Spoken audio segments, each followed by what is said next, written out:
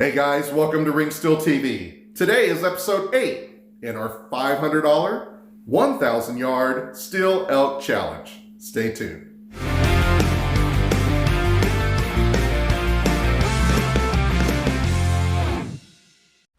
All right guys, so we're down here on the range. We're just gonna shoot here at 100 yards. What I'm gonna do is I'm gonna put 5 rounds, group 5 rounds down on each of these targets. And then we're going to go fix the crown and come back and shoot 5 more rounds at each target and see if we have an improvement on group size. These rounds aren't, loaded directly for this gun yet. They're just all identical at this point, and we just want to see if we get a difference in the grouping. So these will be the first 5 rounds we do. Just a hair right. Center, center, center, center. Okay, that's the first five rounds. Brass looks great. Okay, we'll give the rifle a chance here to cool down, and then we'll shoot another 5.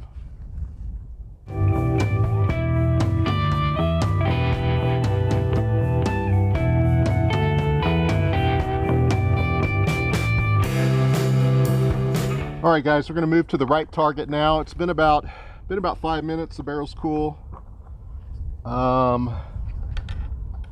Let's see how we did. We had some vertical stringing on that first set of shots. Pretty well centered left to right, except for the one I think I pulled right just a hair. We'll take a look at it once we get this all together. Center. Right, just a little bit. Center. Center. Center. All right, guys. We'll go take a look at that. That'll be our starting point.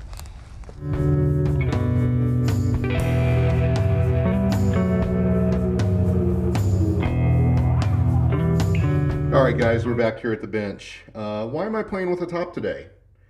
Well, today we're going to talk about the crown, and I'm going to use this to represent the bullet. But before we get into that, I just want to talk about the crown and why it is that, the crown is so important to bullet flight, number one, and number two, why I feel like it's important that we try and correct the crown. So what I've got here is a representation of a barrel here. Here's the 2 outside of the barrel, and that's the actual inside barrel. I've taken a 9mm bullet, you can see here, and that's kind of going down the barrel. So when you fire a round, there's about 50 to 60,000 psi behind the bullet, pushing it down the barrel. And when the bullet gets to the end of the barrel, if it's cut exactly even and clean, and there's no dings or nicks or whatnot, all those gases will escape behind the bullet exactly uniform, and the bullet will travel perfectly straight. And of course, there's barrel twists inside the barrel, so the bullet's being turned as it goes through there. And then I always call, when the barrel leaves the crown of the muzzle right there, it's the barrel releasing the bullet. And if the barrel releases the bullet cleanly, then the bullet will fly straight. In our case, we've got a barrel that is got a little nick in it. And I'm just going to exaggerate this, but there's our nick, okay? And the nick is going into the steel, it's not coming into the barrel. Well, what happens in this case is the bullet's going down the barrel, and all that 50, 60,000 psi is behind the bullet, and it passes over this nick. You can see the space here. What happens is all those gases start to escape off to one side of the bullet. And when the bullet leaves the muzzle, it gives a little muzzle, not muscle. When it leaves the muzzle, those gases will actually give that bullet a little push. And that bullet will begin to wobble. The reason why I had the top here is that this top kind of represents that bullet. as it's turning, as it leaves the muzzle. And when it gets a little push, it just pushes it. Now, the bullet is spinning, so it's able to stabilize, but for that split second while those gases are escaping past the end of the barrel here, it gets a little push, the bullet wobbles a little bit, and then it stabilizes because of the centrifugal force that's on the spin of the bullet, and then the bullet heads down range. Well, during that split second that that bullet is wobbling as it passes the end of the barrel, it will fly erratically. This is no different than when a bullet passes through the sound barrier down at the far end of the range, and why we want to keep our speeds up above the speed of sound. As it passes back through the speed of sound, it will induce a wobble too. And those of you guys that have shot a long way and shot past the speed of sound, you'll know your bullet, the bullet will fly very erratically. And the same thing kind of happens here. The bullet gets a little push, it begins to wobble a little bit, it stabilizes, and it heads down range, and your groups open up. So the cleaner we can have our barrel, and the more perfect that barrel is at the end when the bullet leaves, the less induced wobble that the bull will get, because all that pressure behind it is releasing the bullet cleanly and it's flying exactly straight. The other thing that you'll have that our barrel is not suffering from is if the barrel is hit from the front here, you could get a nick that kind of goes up into the barrel. And in that case, same thing, bullets traveling down the barrel, and it hits this nick, and that nick actually pushes the barrel. On top of that, you have all those pressures behind the bullet that are escaping, and that's also escaping erratically around the bullet. This will create a little bit of a dam in a low pressure area from the gases escaping, and that bullet will begin to fly erratically. Centrifugal force of the bullet spinning will eventually restabilize the bullet, and the bullet will head down to the target, and during that split second, it flew erratically. So those groups will begin to open up.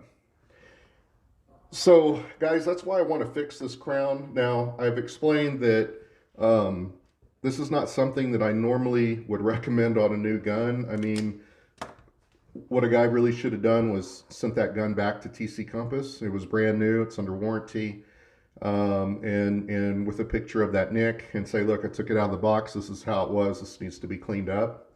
If a guy got a used gun that didn't have any warranty, and you saw that nick, you knew that you were probably going to have to take that to a gunsmith and have the face of this barrel cut straight across here and lop this piece off and put a new crown on it to protect it.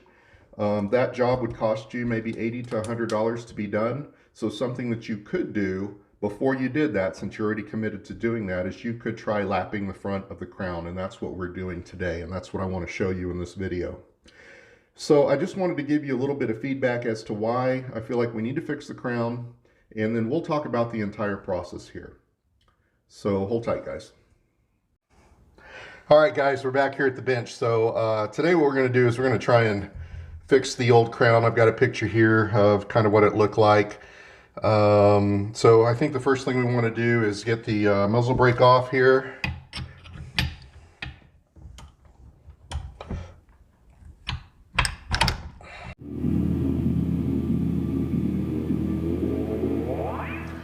And now what we'll do is we'll just clean this crown real good so we can get a good look at it, just using a brush here and some bore solvent.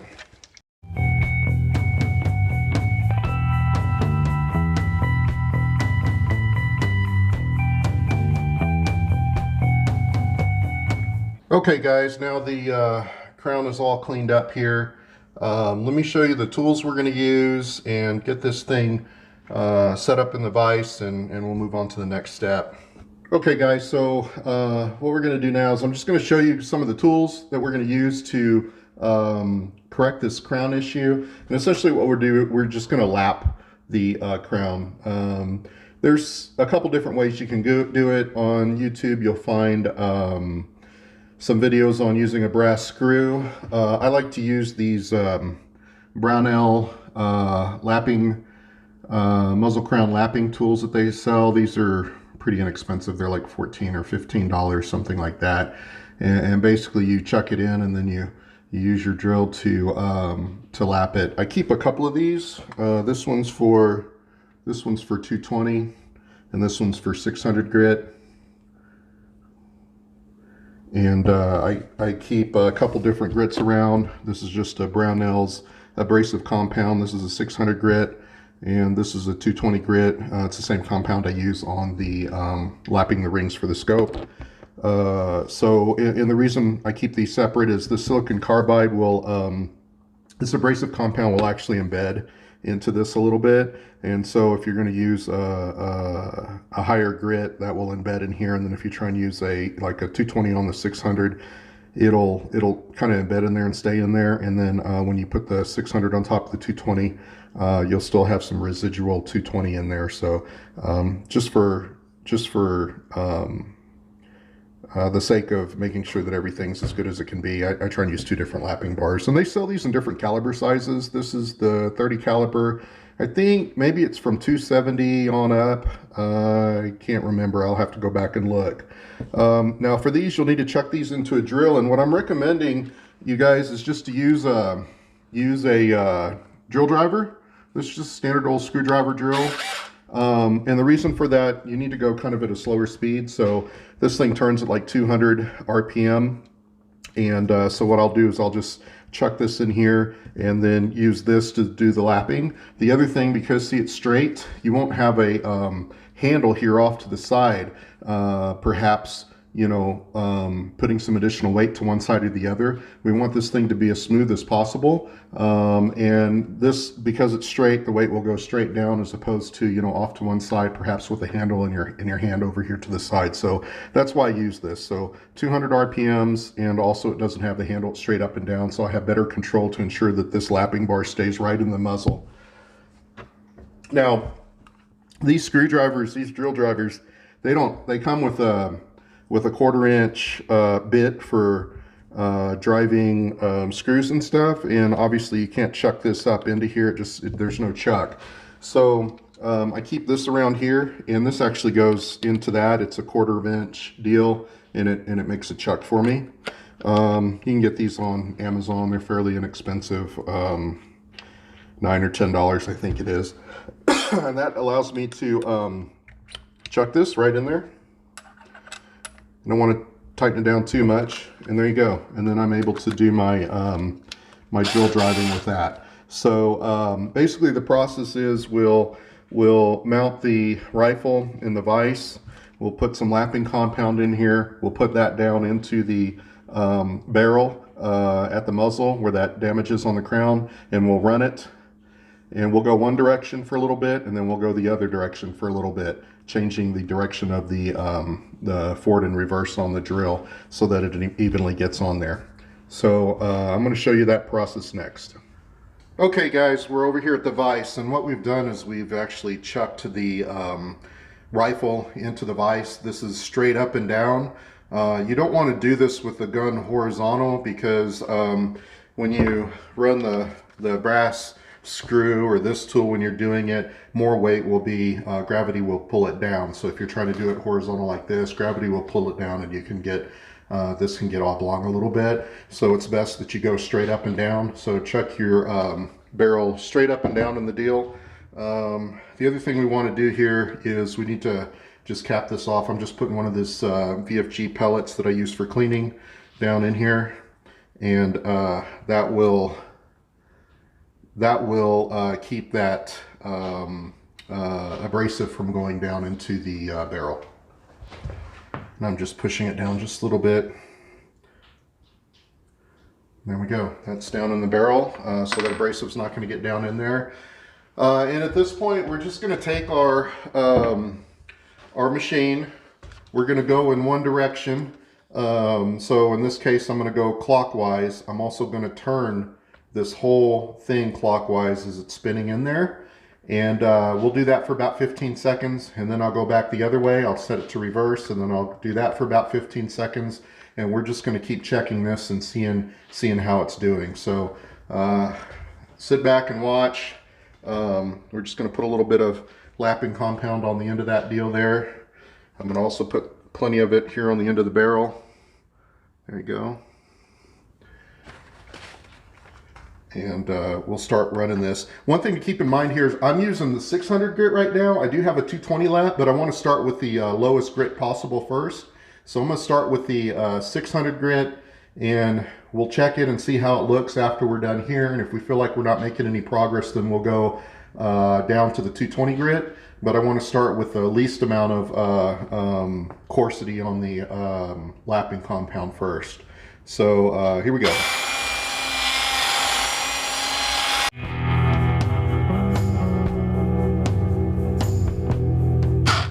Okay, and now I'm going to reverse the direction and go the other direction.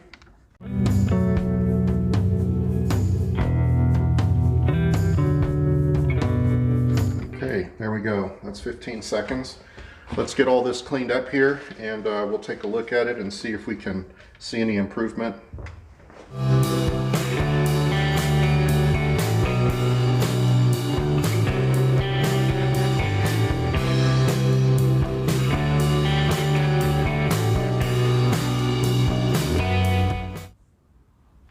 Okay guys, as you saw, we just finished that. I'm putting a little picture up here to show you guys what that looks like after we did that from the bore cam. It's still not deep enough, and it looks like if we continue down the 600 grit route, it's going to take a good while. So what I'm going to do to speed this up is we're going to use a little 220, and we'll do again 15 seconds one direction, 15 seconds the other direction. I'll go back and take a look at it, see how the cut's going, and we'll decide what we're going to do. So hang tight and let's watch it.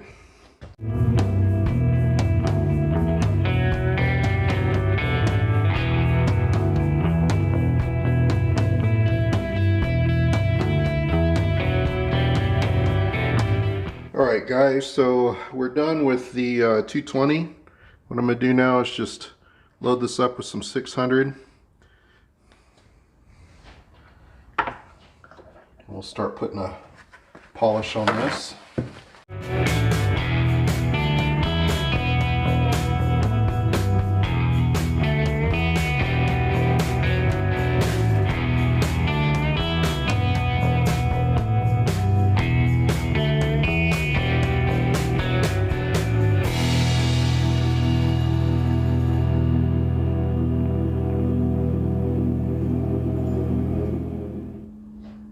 Okay guys, last thing we're going to do here is we're going to hit this with the JB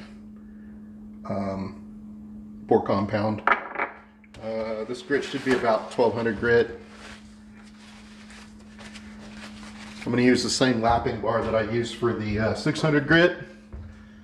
What I did is just hit it with an emery cloth to knock off any 600 grit that might be in there. I'm not too worried about it having anything on this one, so same process.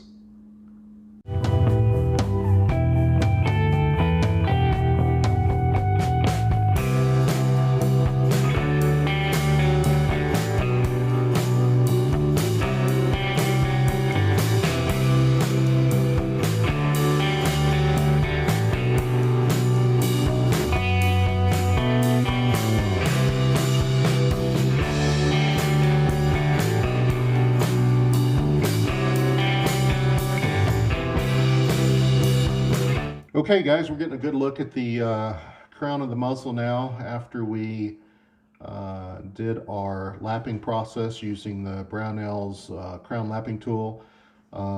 This had 220 grit, 600 grit, and the 1200 grit lap to it. So you can see we have a really nice clean finish here. One of the things I like to do just to ensure everything's good is we need to take a not a toothpick, cotton swab, and then you just want to run it in here into the barrel and push down and see if it catches anything. You'll know if it catches a burr or something like that, as the cotton fibers will get pulled off the Q-tip. And just looking in here to see if we've caught anything. Everything looks great. Nothing's been pulled off. All that means that there's no burrs or little dents or anything in there at this point. So yeah, the crown looks like it's gotten a really good job. So The other thing we need to do at this point is we need to clean the crown off the best we can here, degrease it. And the reason for this is we need to re-blue this, and we'll just use a cold blue. So I'll degrease this real quick with just a cotton swab and some isopropyl alcohol, like we did some of the other deals that we've done on this gun. So we're just giving it a little cleaning here. And then we'll let that dry. Okay, now that that's dry, what I'll do is I'll just use a little cold blue. I use the Brownell's Oxbow Blue. It's simple to put on. They tout it as being the strongest blue available. All we want to do is protect this crown where we've kind of lapped it, to ensure that it doesn't rust or anything. So I've just taken a Q-tip here. I put some of the Oxbow Blue on it, and we're just gonna put this on there. It'll take 2 or 3 coats probably to get this just right. And you can see it's already starting to change color just a little bit.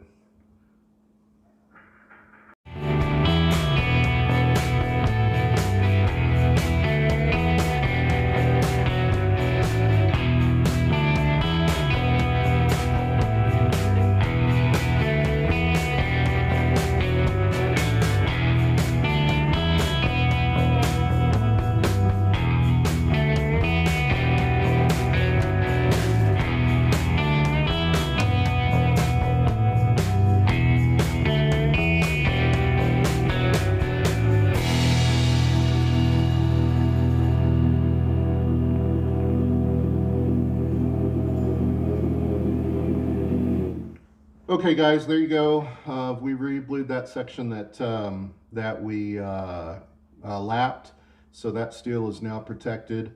I think as far as the crown goes, we're good to go here. So just to recap, we used the Brownell's lapping tool with the 220 grit, and then we moved to the 600 grit, and then from there we moved to the JB Bore Paste 1200 grit. You guys saw the pictures before and after. Feeling this has been a pretty successful deal. We'll see how it shoots. One thing I forgot to mention here is we need to put a little oil on this. That kind of helps lock this in on the bluing, and so this will get harder if you put a little oil. So what I'm going to do is just put some on here with my finger.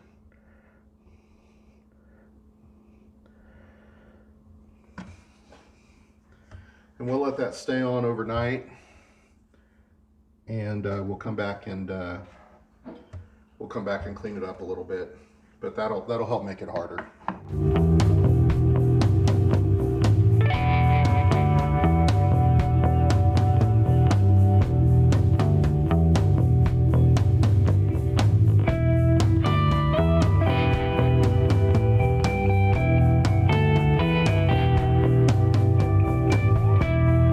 Hey guys, I hope you enjoyed today's video. You know, that crown job was something I wouldn't recommend, like I said at the beginning of the video, but I thought it'd be interesting to show it anyway. I hope you guys enjoyed it. If you found it interesting, please like, share, and subscribe. If you have any questions, please leave those comments below.